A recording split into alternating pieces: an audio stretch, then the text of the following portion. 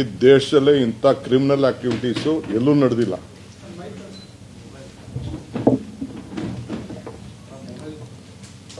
ಈ ಥರದ್ದು ಕ್ರಿಮಿನಲ್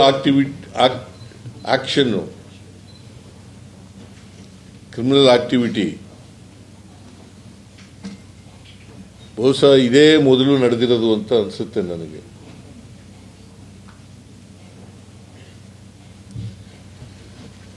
ಆದ್ದರಿಂದ ಇನ್ವೆಸ್ಟಿಗೇಷನ್ ಮಾಡಬೇಕು.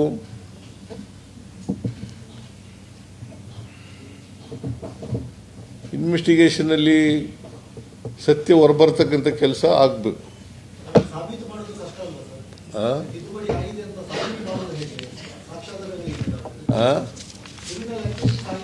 ನೋಡಪ್ಪ, CM ಸಾಹೇಬ್ರು ಏನು ಬ್ರೀಫ್ ಮಾಡಿದಾರೆ ಗೊತ್ತಿಲ್ಲ. Very simple. ನಾವೆಲ್ಲ 20-20 ಎಲೆಕ್ಷನ್ ಮಾಡಿರೋರು, ಸ್ವಂತ ನಿಂತಿರೋರು. ಯಾವುದೇ ಒಂದು ವೋಟ್ ಹಾಕ್ಬೇಕಾದ್ರೆ ಹಿಂಗೆ ತೋರಿಸ್ತಾರೆ, ರೇವಣ್ಣಗೆ ಓಟ್ ಬಿದ್ದಿದೆ, ಸಿದ್ದರಾಮಯ್ಯನಿಗೆ ಓಟ್ ಬಿದ್ದಿದೆ, ಶಿವಕುಮಾರ್ ಓಟ್ ಇದೆ ಅಂತ ಎಲ್ಲರಿಗೂ ತೋರಿಸ್ತಾರೆ. ಹೌದು, ಕರೆಕ್ಟಾಗಿ ಓಟ್ ಬಿದ್ದಿದೆ ಅಂದ ತಕ್ಷಣ ಹಿಂಗೆ ಇಡ್ತಾರೆ.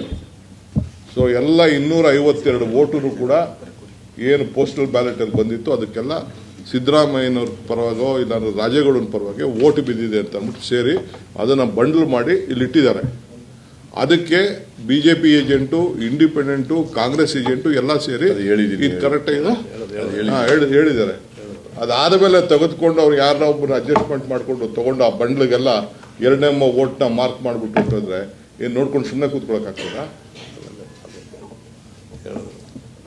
CM ಹೇಳಿದ್ರೆ ಆಯ್ತು, ಓಕೆ.